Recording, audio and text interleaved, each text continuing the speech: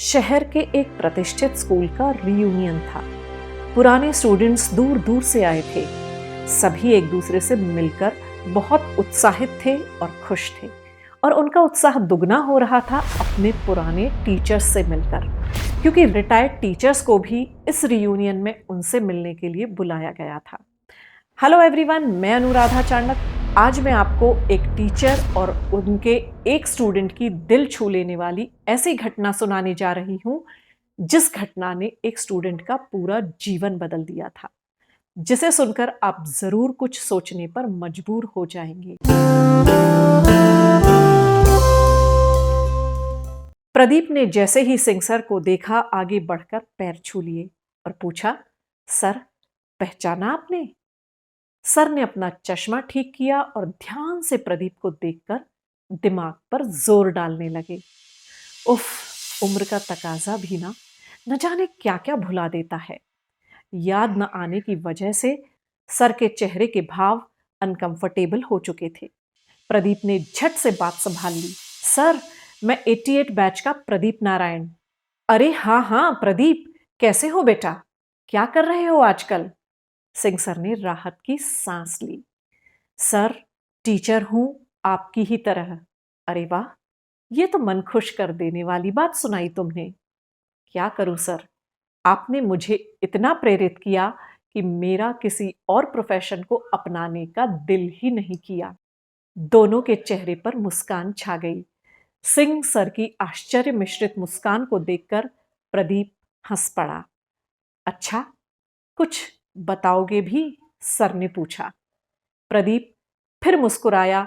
Sir, आपको याद नहीं होगा, पर मेरे लिए वो घटना जीवन की सबसे अविस्मरणीय घटना है।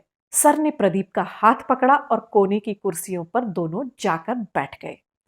सर ने अपनी नजरें प्रदीप के चेहरे पर गड़ा दी। प्रदीप ने कहना शुरू किया, सर, उस दिन क्लास में एक स्टूडेंट बहुत सुंदर नई घड़ी पहनकर आया था। हम सभी बच्चे उसकी सुंदर सी घड़ी पर मोहित हो चुके थे। उसने स्पोर्ट्स के लिए जाने के वक्त घड़ी उतारकर बैग में रख दी। मैंने थोड़ी देर बाद पानी पीने के बहाने क्लास में आकर उसे अपनी जेब के हवाले कर दिया।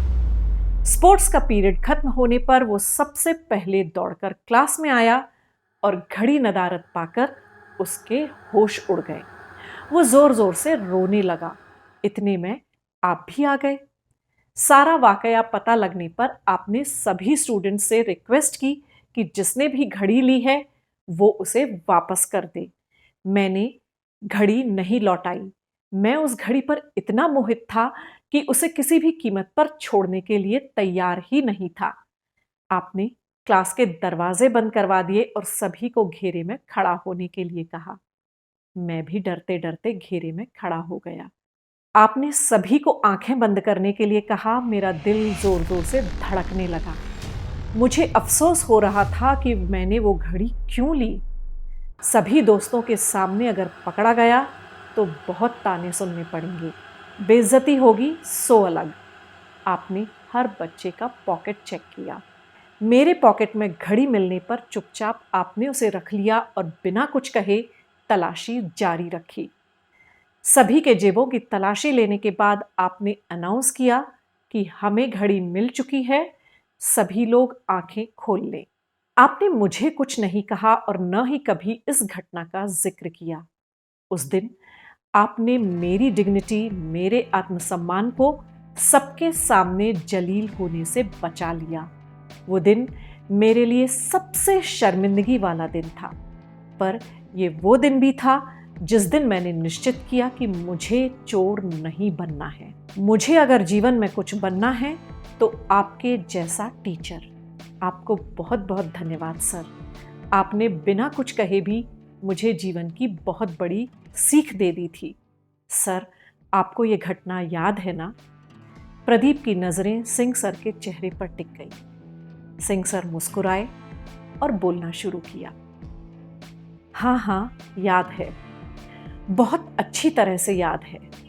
मैंने सबके पॉकेट्स चेक किए थे और घड़ी ढूंढकर उसके मालिक को दे दी थी, पर मुझे नहीं पता था कि वो घड़ी तुम्हारे पॉकेट से निकली थी, क्योंकि मैंने भी तुम लोगों के साथ साथ अपनी आंखें बंद कर ली थी। मैं किसी भी स्टूडेंट के लिए कोई धारणा नहीं बनाना चाहता था।